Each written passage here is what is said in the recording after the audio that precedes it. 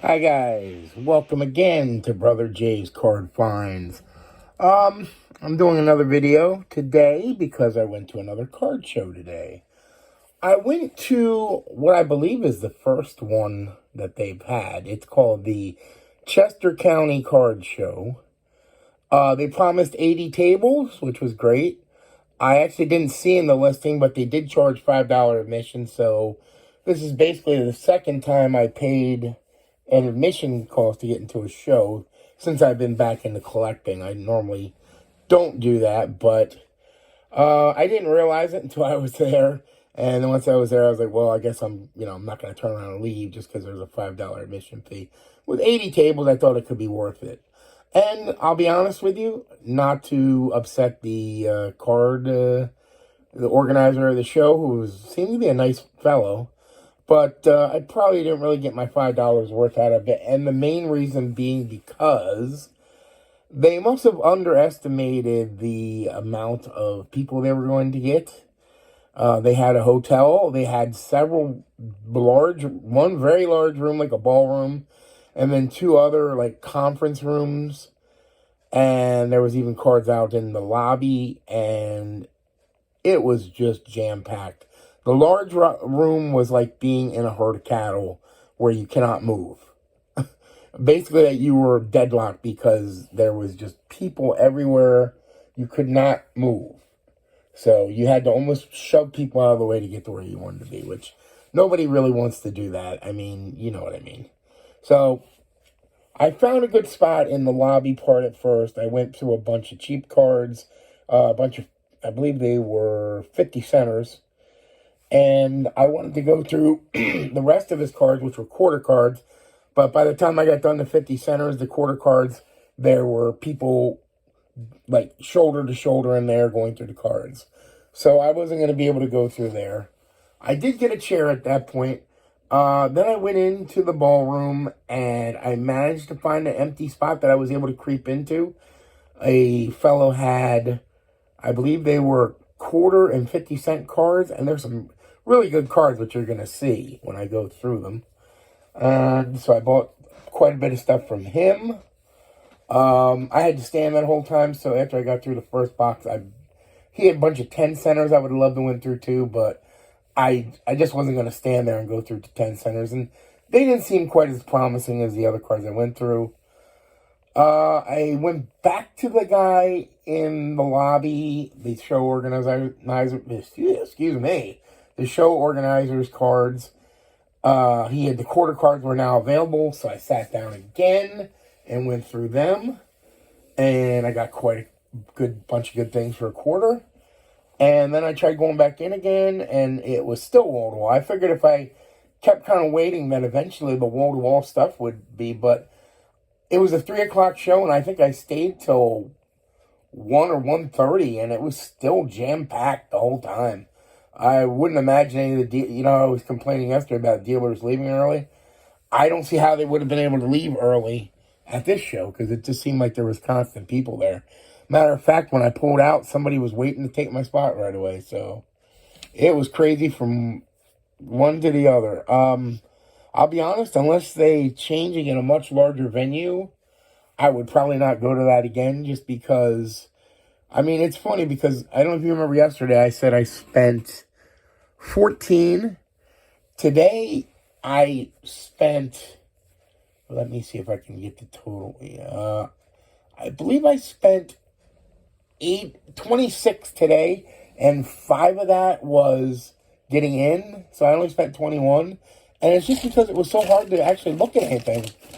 So, well, we're going to go through what I bought. You hear it's in a bag. It took me until the third seller to actually be able to get a bag. That's another thing. People do not bring bags to shows. I don't know why they don't think that's important, but I guess they're more worried about whatever. Okay, so where should I start? See, I should have actually did this before I started the video, and I didn't. But we're going to try to figure it out here. Okay. Have to excuse me. Okay. I think this might be all the 50s. No, that's not. Okay, that goes with that. And I think these are all quarters.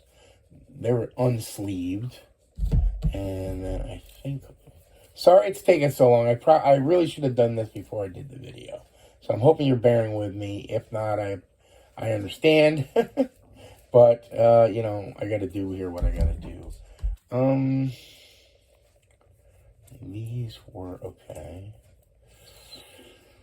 Yeah. Okay. I have it broken down now, so I apologize for the delay. First seller, these were 50-cent cards. 1, 2, 3, 4, 5, 6, 7, 8, 9, 10, 11, 12, 13. I believe, like I said, they were 50 cents. So I believe there's 13 of these. And I ended up getting them for, I think I asked him for a discount on them. And I think I got $1 off on them. So I think I paid $5 for these. So let's show you what I got.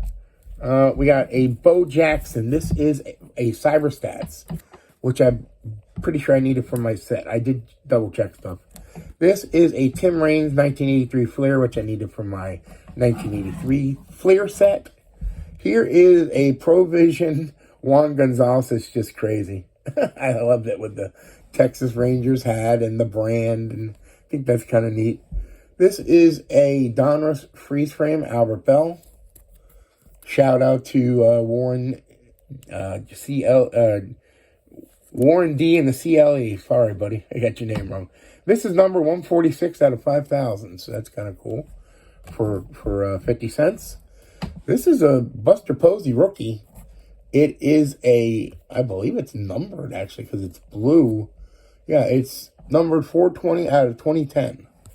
So a numbered Buster Posey rookie. Sure, it's opening day, but still, that's pretty cool for 50 cents. Here's Mickey Mantle. This is from the Circle K set. They had a whole bunch of these, but I just picked who I thought was the best player to have out of that. These are Don Mattingly Legends. If you remember, this Legends was a magazine, so this was cut from the magazine. It looks to be in fairly good shape. This is a Larry Walker, and this is from Pinnacle. And again, it's numbered 3326. I don't know how many they actually made, but I think it was like 10,000. So, 1994 Bowman Frank Thomas. So, another Frank Thomas I didn't have. This is the Flair Showcase Frank Thomas. I believe it's from, I think it, let me see. I can see what year. Yeah, it's a 98. Then we got a couple vintage cheap ones that looked in nice shape, at least in the sleeves. We got I believe it's a 71 Tommy John. That looks pretty good for a 71. Especially not a Hall of Famer, but a star player like Tommy John. And then here's a Hall of Famer, a 75 Phil Necro. Yeah, and this card actually goes with these. So actually I got 12, which would be, like I said, that would really be 6. They gave me $1 off, so that's 5. So there you go. Next dealer I went to was the quarter and 50-cent gentleman, and that would be all of these. And I don't remember what the total was on these. Let me see.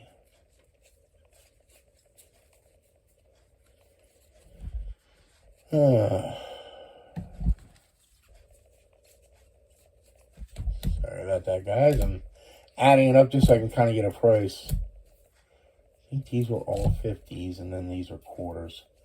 So I had 4 quarter cards, so that's $1.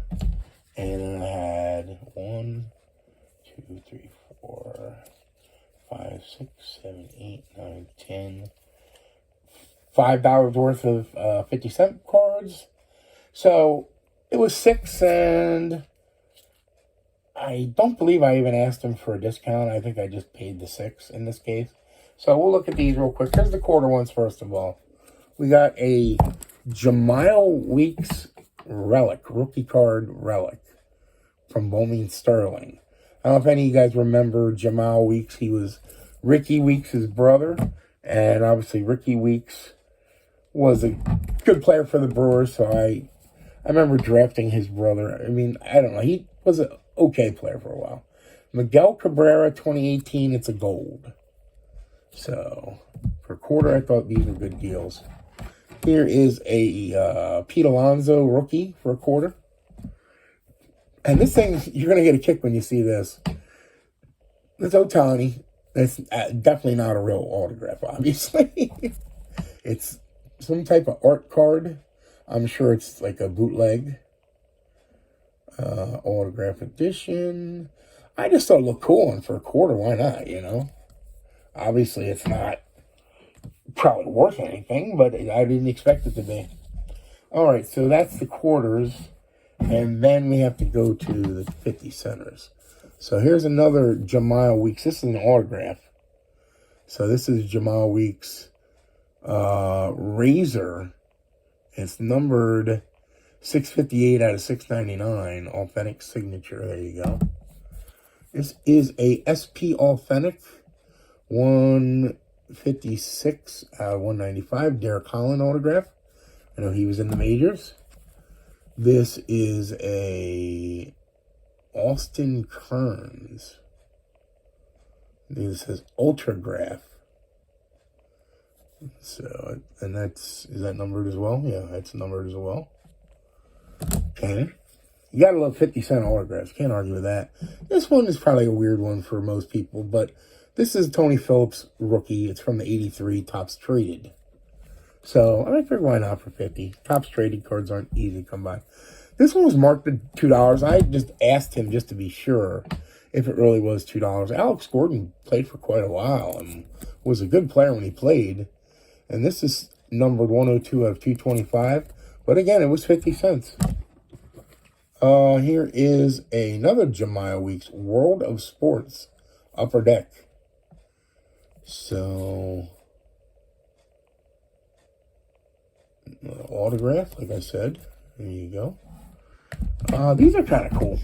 Well, yeah. So I'm going to do this. We got a Vlad autograph. This is the no number variation.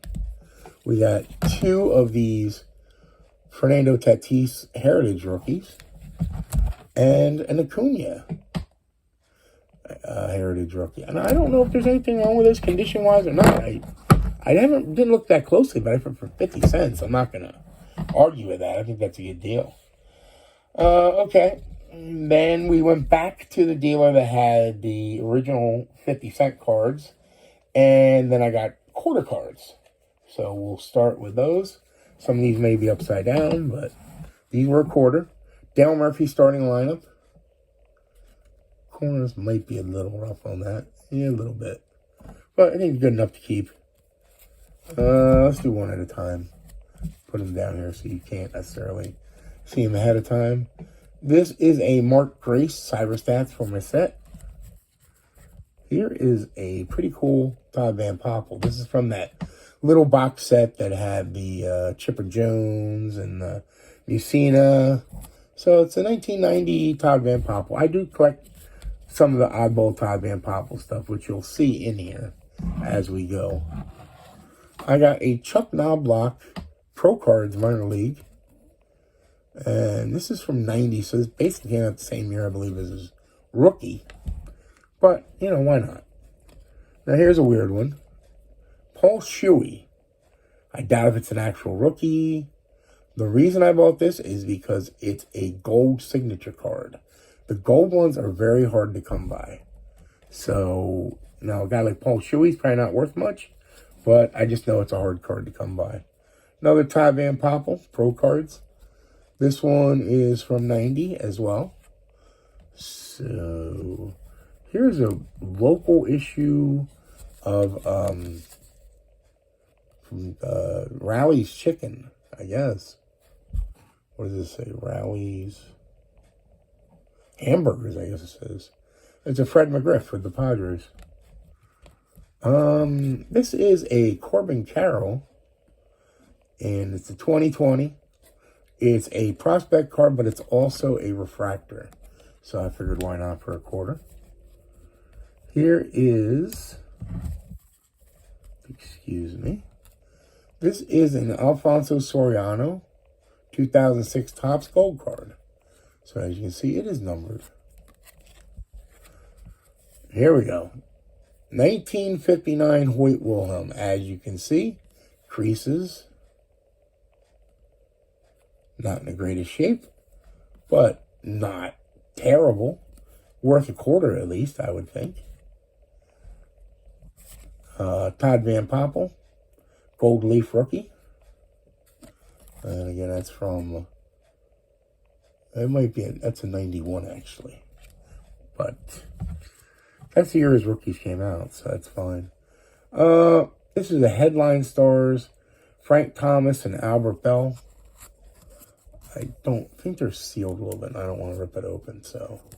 I mainly got it for Frank Thomas anyway, obviously, so. Let's see. I think I may already have this, but for a quarter, I'm going to buy another. It's a Tariq Skubal, first Bowman Chrome. We got a, pardon me if I can get it apart here. We got a Colt Keith, first Bowman Chrome. We have this, I just went through my 86s. And this is just a card that I knew I was missing for any potential set. I'm not sure what I'm doing with it, if I'm going to put it in those boxes or just put it with my regular Pete Rose cards. Here's a Jim Tomei. This is the Topps Finest. I guess it would be 2001.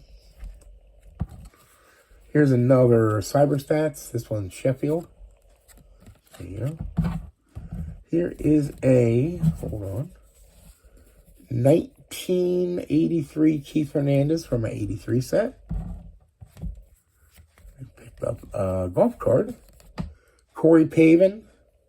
This is 1990 Pro set. Not sure how close that is to being a first card for him.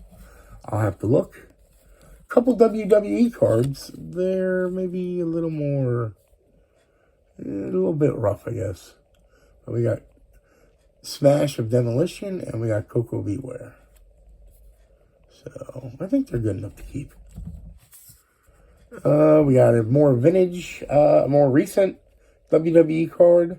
The Fiend Bray Wyatt, who I like. I like Bray Wyatt. Obviously, he's gone now, but he was a very good wrestler when he was around.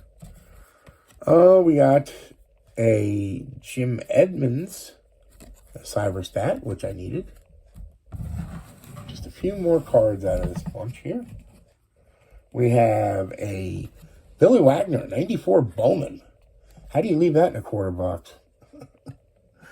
That's a good card to have. Just elected to the Hall of Fame. Frank Thomas, silver signature checklist card from Fun Pack, which I know I didn't have that. Here is I believe that's a Charlie Hayes for my Cyberstats. Barry Larkin, 87 Donruss from opening day. So it's basically a rookie card. We got another top. This one's a little bent. This one might not make it to my boxes. I just noticed how bent that corner is there. And there's some kind of printing line too. I got a feeling this one's going to be not kept. Just because condition. Let me see. This one I think I already have, but I figured for a quarter I'd take another. Jeff Kent. It looks a little bit better condition than the Van Poppel, so. We got a Topps Gallery Corey Seager artist, printer proof, excuse me, not artist proof, printer proof. And then a fold out from Fun Pack of Ken Griffey Jr. So, not bad. Not bad stuff for a quarter. And then the last seller, his stuff was also a quarter. And I feel it was a little bit better than the stuff we got. Plus, they're all sleeved, which is always a nice thing. So, we have a Topps Gallery Frank Thomas. Here's a Donruss Studio Masterworks Frank Thomas. I believe, is that an insert? Or, yeah, it's an insert. Here is a Manny Ramirez foil card, I guess. I'm not sure what year. Might be a 96, I think. I'm not sure. Manny Ramirez changed the game for your gamers. This is a Brian Jordan. I believe it's his rookie because it's from the traded set. And I don't believe I had it as a single. It wasn't familiar. Here is an Ultra Stars Frank Thomas. So that's another insert Frank Thomas. Actually, maybe it's not an insert because it's 590. So it must have been part of the set that year. Here's a Manny Topps Finest. I'm not sure what that writing says. Counterparts. Oh, on the back is Vladimir Guerrero. So I bought it for Manny, but I do collect Vladdy. Here's one of those Dufex cards. And it's Manny, the natural. So yeah, definitely.